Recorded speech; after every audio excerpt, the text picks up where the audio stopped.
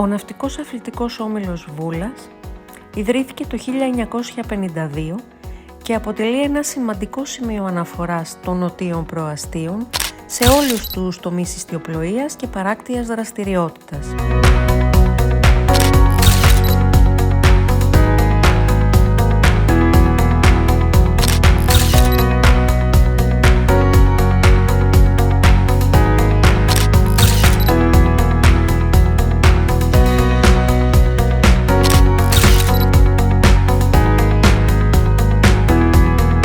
Βρίσκεται στην παράκτεια ζώνη της Βούλας, απέναντι από την Ισίδα Ιδρούσα. Στο ΝΑΟΒ προάγουμε τον αθλητισμό και ενισχύουμε την αγάπη για την ιστιοπλοεία στα νέα παιδιά. Η ιστιοπλοεία είναι άθλημα ατομικό όσο και ομαδικό που γυμνάζει το σώμα και το νου. Η ιστιοπλοεία προάγει την κριτική σκέψη, την υπομονή και την επιμονή, τη συνεργασία και την αντοχή σε δύσκολες συνθήκες.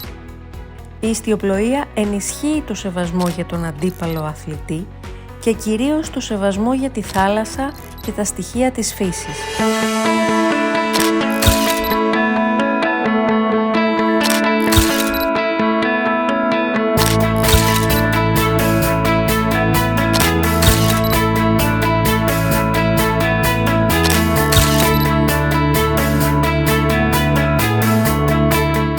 Οι ακαδημίες μας απευθύνονται σε παιδιά άνω των 6 ετών που είτε τώρα ξεκινούν την ιστιοπλοεία είτε ήδη έχουν κάποια εμπειρία. Απαραίτητη προϋπόθεση η γνώση κολύμβησης.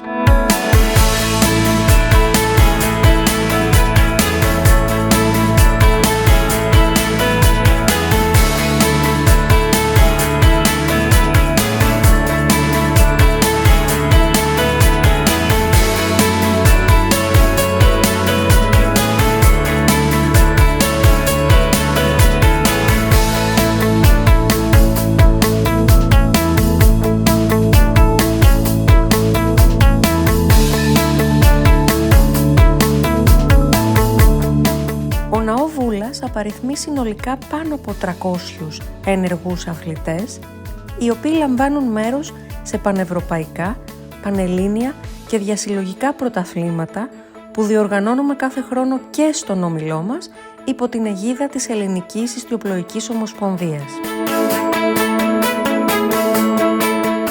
Η ιστιοπλοεία είναι ένα άθλημα απόλυτα οικολογικό, με βασική πηγή ενέργειας τον άνεμο, που στην Ελλάδα απολαμβάνουμε όλο το χρόνο.